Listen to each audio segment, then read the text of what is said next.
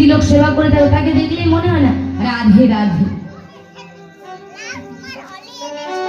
তাহলে সে যে জাতির হোক না কেন বাবা, ওই তার মধ্যে বৈষ্ণবতা আছে, শুধু বৈষ্ণব হলেই হবে না।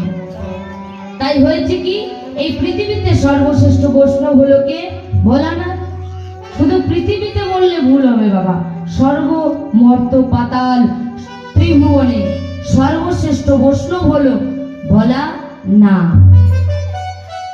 সেই ভোলানাথ ওই নির্জনে বসে বসে বাবা ওই রাম নাম গুরু নাম জপ করছিল। এবার আপনারা বলবেন ভোলানাথ রাম নাম গুরু নাম কেন জপ করছে?